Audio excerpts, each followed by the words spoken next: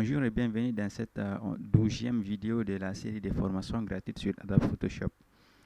Dans cette vidéo, nous allons entamer maintenant l'étape phare de notre série de formations qui est le traitement d'image.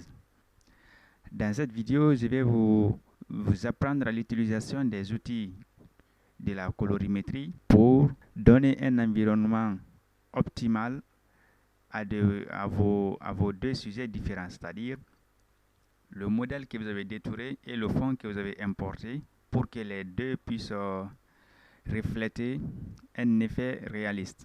Pour ceux qui ne sont pas encore abonnés à la chaîne, abonnez-vous à la chaîne et activez la cloche de notification pour ne manquer aucune des nouvelles vidéos. Pour ceux qui sont nouveaux, je vous conseille d'aller voir les autres vidéos pour vous permettre de vous former avec cet outil de traitement d'image et pour pouvoir suivre les autres vidéos à venir. Nous voici de retour dans notre environnement de travail. Vous vous souvenez bien, la dernière vidéo, nous avons tracé cette image avec l'outil Plume. Et il y a d'autres images aussi qui sont là, qu'on avait déjà tracées avec d'autres outils comme l'outil Gomme Magique et aussi cet autre outil et cette autre photo qu'on avait tracée aussi avec l'outil de sélection rapide. Les outils déjà nécessaires pour le détourage d'images, vous les connaissez certainement. On a vu comment les utiliser. Et si vous n'avez pas bien maîtriser l'utilisation de ces outils, je vous conseille d'aller revoir les vidéos pour vous permettre de les maîtriser, de les connaître mieux, de vous familiariser avec, parce que ce sont des outils qui seront vraiment indispensables dans votre parcours. Maintenant, nous allons voir comment est-ce qu'on puisse importer un autre fond pour ces images. D'origine, ces images avaient déjà un fond initial. Cette image à l'initial était comme ça. Mais nous avons détouré et enlevé le fond initial qui est là. Et nous allons maintenant chercher à remplacer ce fond par une autre image. Et cette autre image aussi, à l'initial, était comme ça. Cette image aussi avait déjà un premier fond qu'on a enlevé. Et nous allons chercher aussi à remplacer ce fond par un nouveau fond. Un fond qui ira mieux avec l'image en question. Bien. Maintenant, pour mettre le fond sur votre image, vous avez deux possibilités.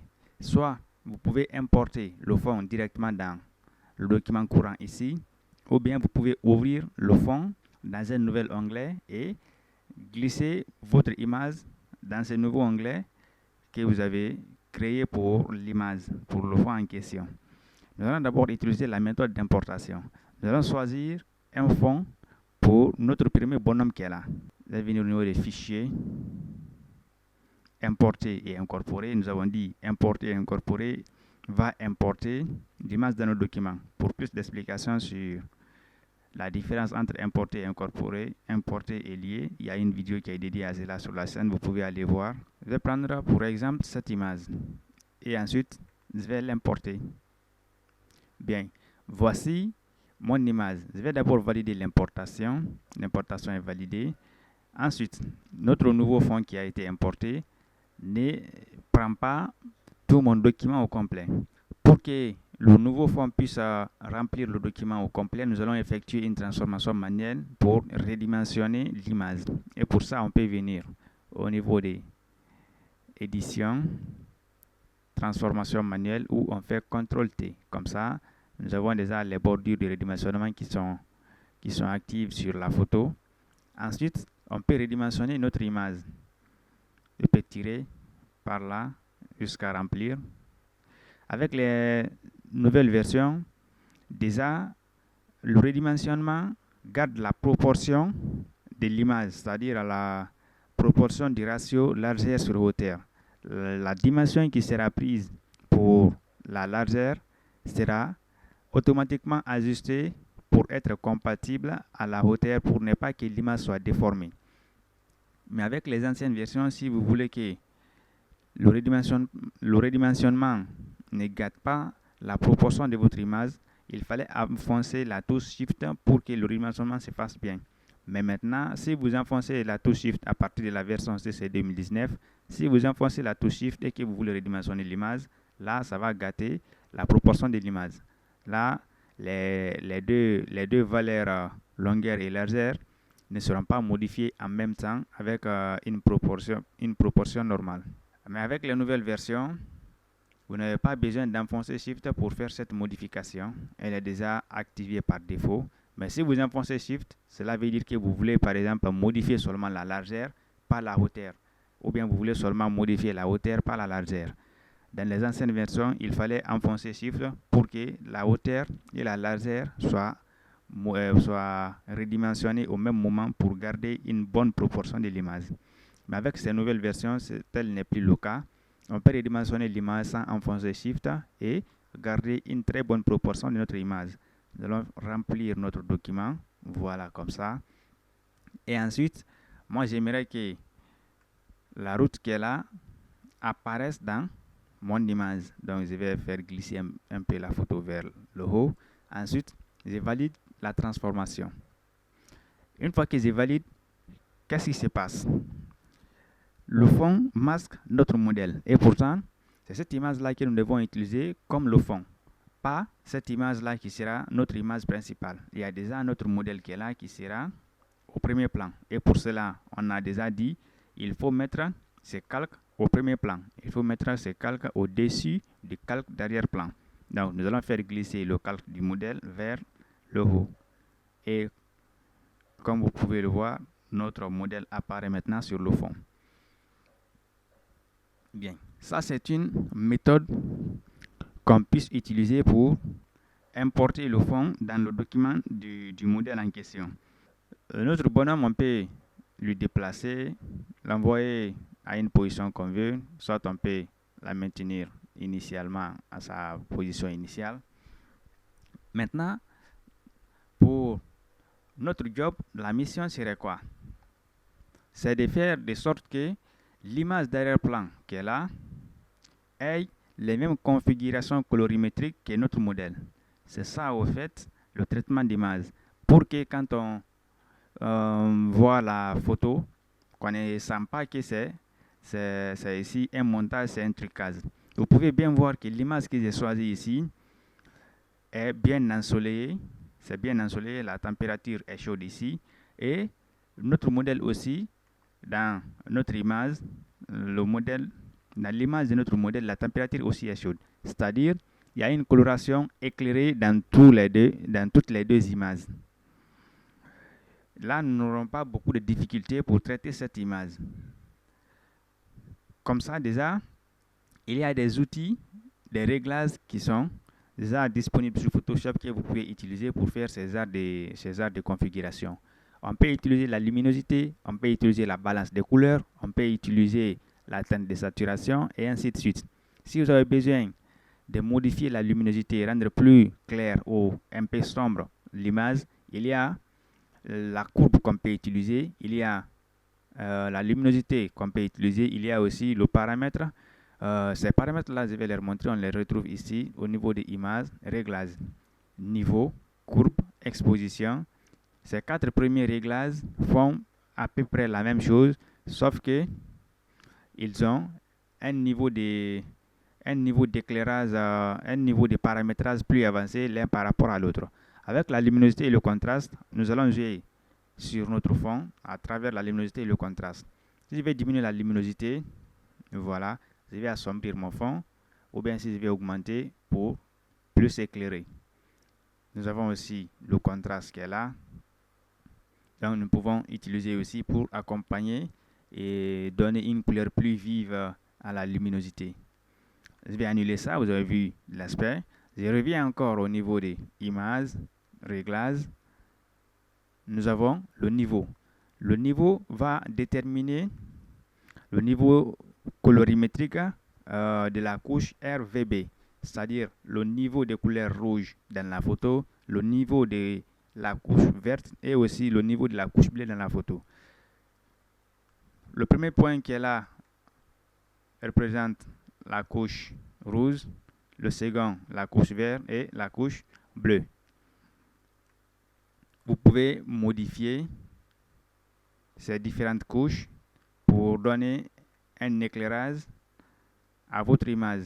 La couche RVB prend toutes les trois couches à la fois. À chaque point que vous allez modifier va jouer sur une couche. Vous pouvez aussi personnaliser pour dire que je vais juste modifier la couche rouge et la couche rouge. il y a aussi les 3 points qui sont définis pour lui. Il y a toutes les 3 valeurs qui sont là. Vous pouvez modifier pour que la couche rouge prédomine, la couleur rouge prédomine dans votre image. Et si vous voulez modifier aussi la couleur bleue, le niveau de couleur bleue dans votre image, vous pouvez choisir seulement la couche bleue pour modifier le niveau de coloration de la couche bleue. Et comme ça, vous pouvez soit diminuer la quantité de couleurs bleues dans votre image, soit augmenter la quantité de couleurs bleues dans votre image.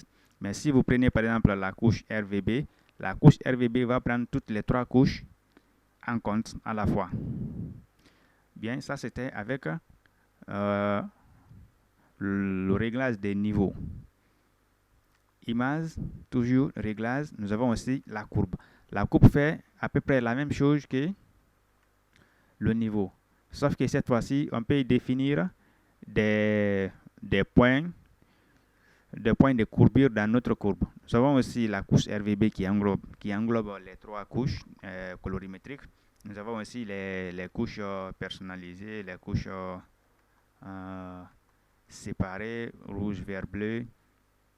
Si vous choisissez la couche RVB, vous pouvez augmenter ou diminuer la luminosité. Par exemple, sur ces points-là, je vais définir ici un point. Je peux encore définir un second point. Voilà, il suffit de cliquer et puis modifier. Donc, entre les deux encore, je peux mettre un autre point.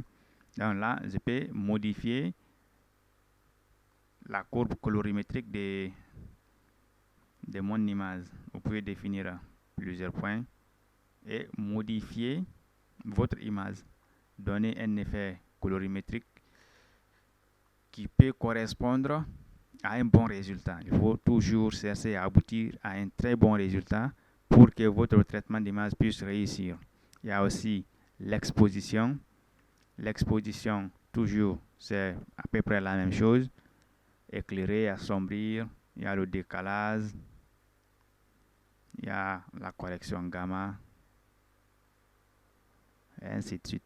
Donc, ces 3 ont à peu près la même chose, font à peu près la même chose, juste qu'au niveau de l'exposition, l'exposition va flouter un peu l'image, mais cela ne veut pas dire que pour flouter l'image, c'est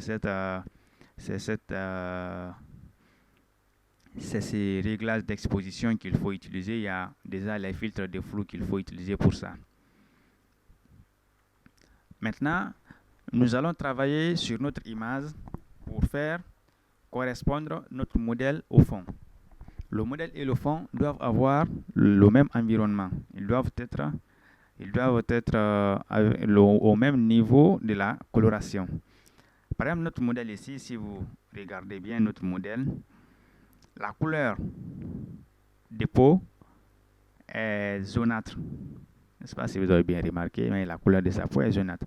On peut diminuer la coloration pour aboutir à un effet plus joli qui peut aller très bien avec le fond, comme si les 2 images ont été prises ensemble. Au niveau de réglage, ici dans le menu image, nous avons aussi la vibrance, on a aussi la teinte de saturation. La teinte de saturation, on peut attribuer une coloration à notre image. On a aussi la balance des couleurs. Là, nous avons les 2 modes colorimétriques, le cyan, magenta, jaune, noir, et on a aussi les différentes couches rouge, vert, bleu. Si vous voulez définir en cyan, magenta, jaune, ou bien si vous voulez définir en couche RVB.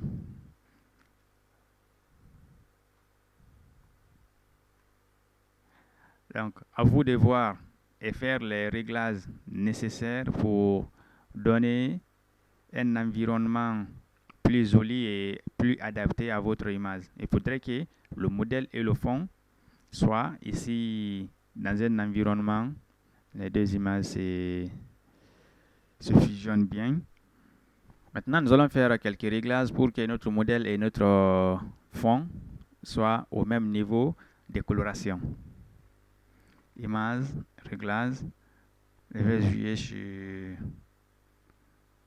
le niveau pour mon modèle. Je vais assombrir un peu. Voilà. Comme ça, c'est bon.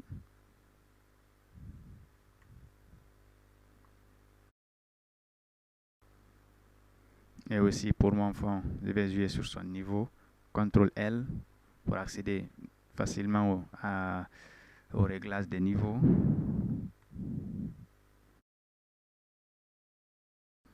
Bien. Ensuite, la courbe. Pour la courbe, c'est pas la peine. Je vais maintenant jouer avec les balances des couleurs. CTRL B. Pour mon modèle, c'est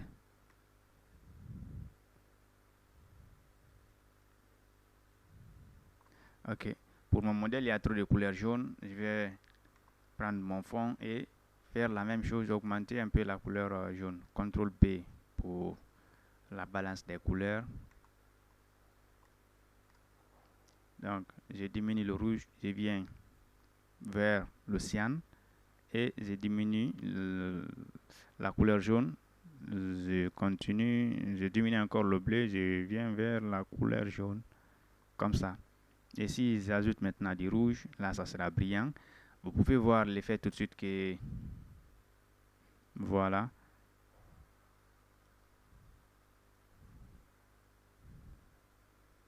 La peau et le fond,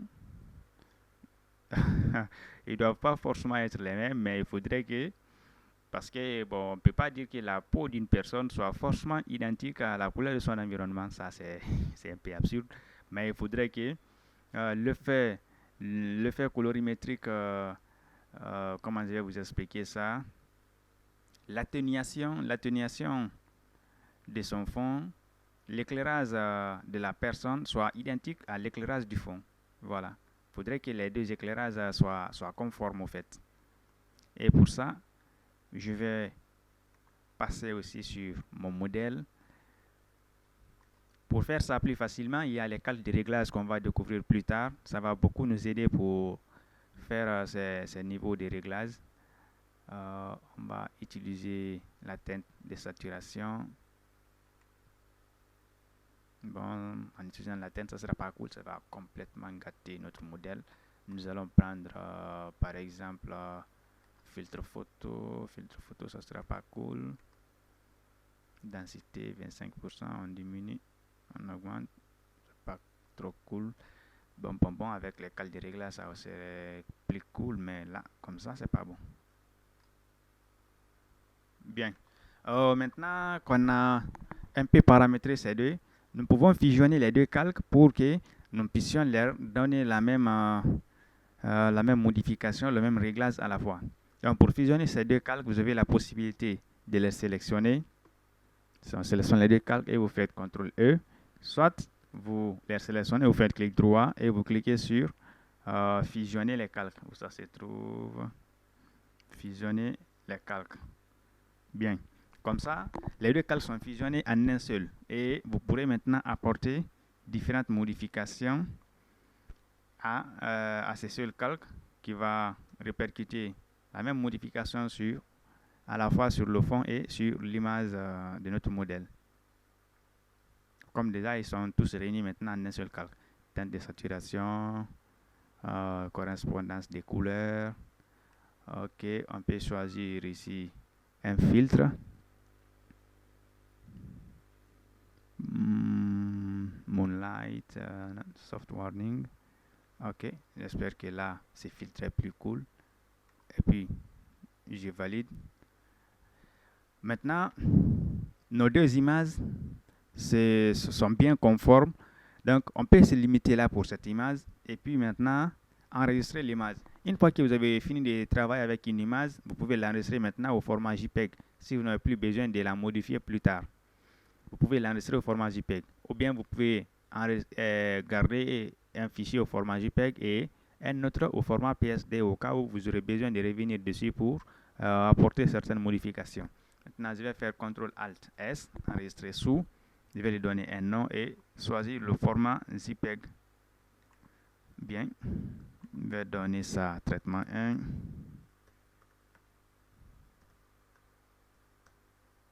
Bien. Et je valide. Je vais mettre sur élevé. Il faut tenir compte de cela parce qu'il y a certains appareils qui ne vont pas pouvoir afficher si la qualité est au maximum, soit ça va prendre du temps, et aussi la taille du fichier. Par exemple, nous sommes à 770,9 kilo-octets, et si j'augmente au maximum, la taille aussi va s'augmenter. Vous voyez maintenant, nous sommes à 1,2 mégaoctets. Et si je mets au maximum, voilà, nous sommes à 2 mégaoctets. Voilà, je vais maintenir sur élevé. Il y a certains appareils aussi, certains téléphones portables, si vous mettez au maximum, le chargement serait impossible, soit ça serait très lent. Donc, il faut tenir compte de cela en enregistrant. Je vais valider ici, voilà. Maintenant, nous allons venir sur cet autre modèle. Vous avez compris le principe. Bien. Sur cette image aussi, on peut importer un fond, fichier, importer et incorporer. Voilà. Et voilà, je vais choisir celle-là, voir si ça marche. Bien, nous avons importé une image pour notre modèle. Nous allons positionner cette image-là en bas ici pour pouvoir la redimensionner très bien. Et je vais étirer l'image pour remplir mon document. Comme ça, je valide la transformation et je mets le fond en bas. Bien. On peut tout de suite remarquer la différence totale entre le modèle et le fond. Pourquoi? Dans le modèle, primo, le modèle ici est trop clair. C'est trop clair. On dirait qu'il y a une couche blanche qui est sur le modèle. Et le fond est en mode nuit. C'est en mode obscur, c'est la nuit.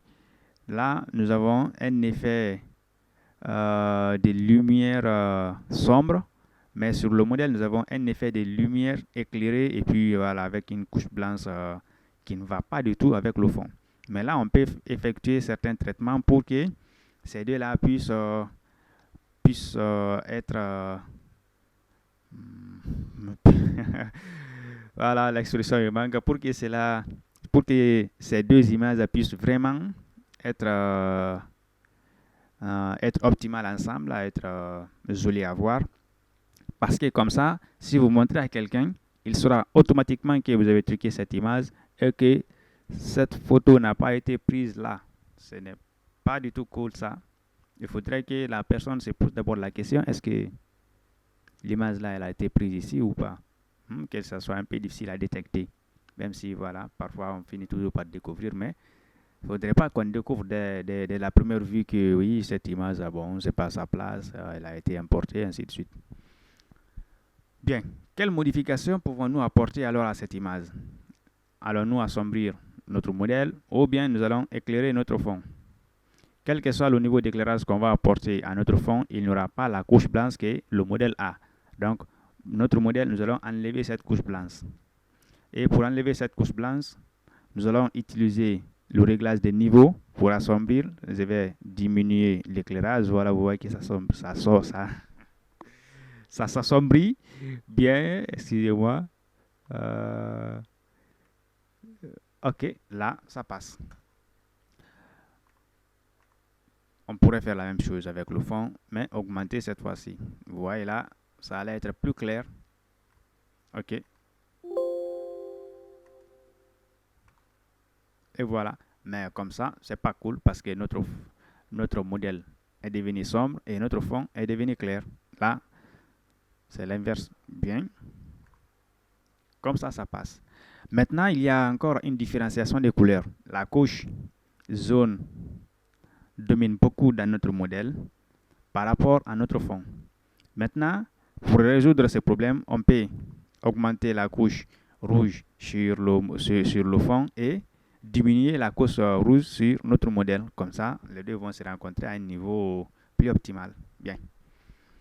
On va utiliser, par exemple, la balance des couleurs, voir s'il pourra résoudre ce problème au niveau du modèle. Voilà, on prend un peu de cyan, un peu de bleu, on diminue le vert, on vient vers le magenta, ça sera pas cool, ça va déformer. Ok, je mets ça à 0. Voilà.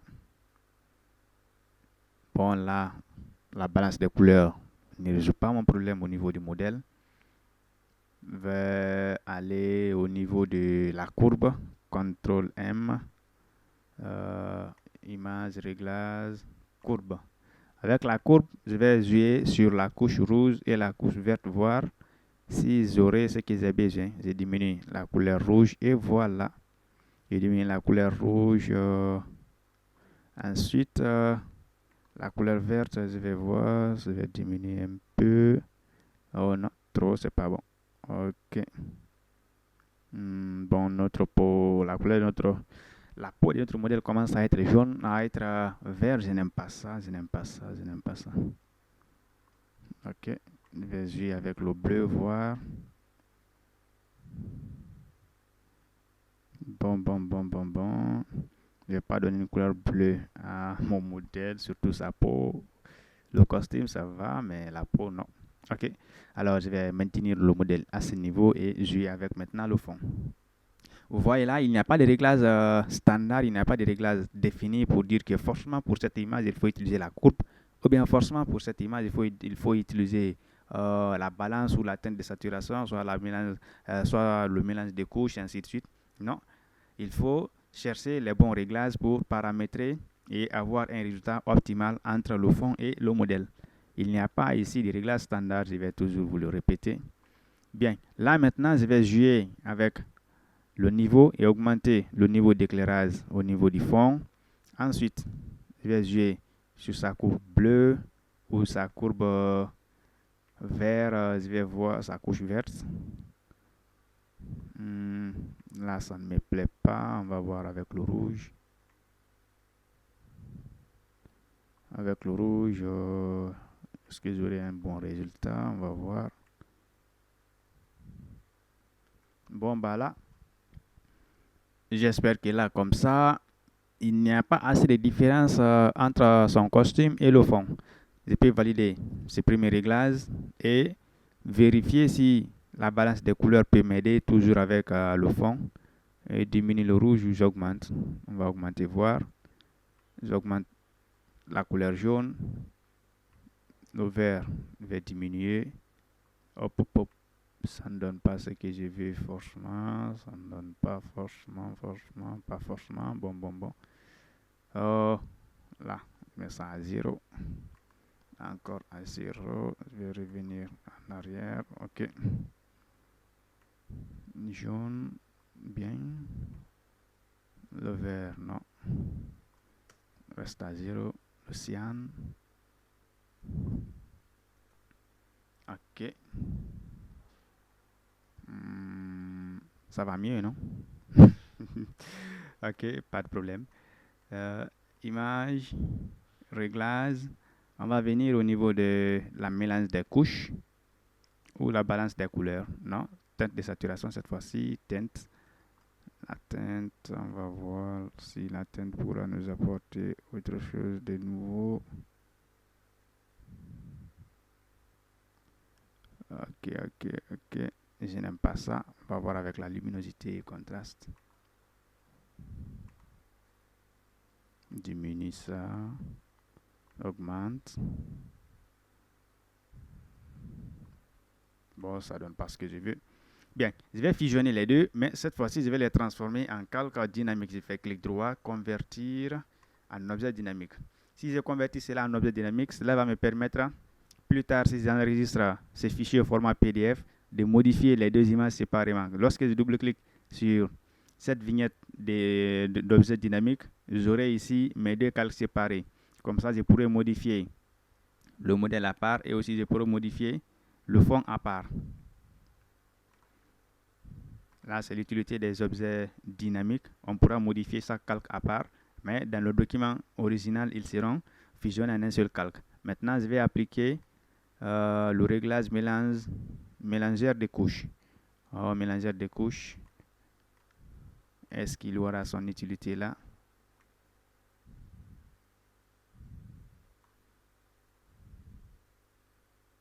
Bon, il a apporté un tout petit peu d'amélioration.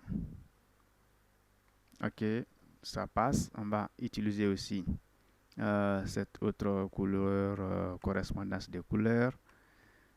On va utiliser le filtre. Quel filtre? On va voir avec le Fuji Eterna 250. C'est bon. C'est joli. Ok. On va voir 125. Bah, j'aime pas ça, moi. Futuriste Blick. Oh. On dirait du noir blanc, j'aime pas ça non plus. Late Sunset, Kodak, je crois que je vais prendre Crisp-Warm.look. Ok, Crisp-Warm.look. Là, j'ai une vraie correspondance entre, entre mes deux objets. Voilà, le fond, le modèle là, sont vraiment conviviaux à ce niveau. Bien, j'espère que vous avez compris le principe du traitement d'image. C'est un principe qui n'est pas standard, c'est un principe qui n'est pas universel. Vous devez trouver les bons réglages pour votre document. Vous devez choisir les bons réglages, les bons niveaux de couleurs, la mélange des couches, choisir les filtres qu'il faut. Vous devez essayer, vous devez toujours essayer, vous devez tester les différents niveaux, voir ce qui est vraiment optimal pour aboutir à un bon résultat de votre document. Merci pour avoir suivi ce tutoriel. On se retrouve pour des nouvelles vidéos. Si vous avez des questions, n'hésitez pas à les poser en commentaire ou bien de m'écrire via mon adresse email que je vais laisser en commentaire ou aussi de rejoindre mon salon sur Discord où on pourra en discuter sur plein de sujets. Merci, à très bientôt.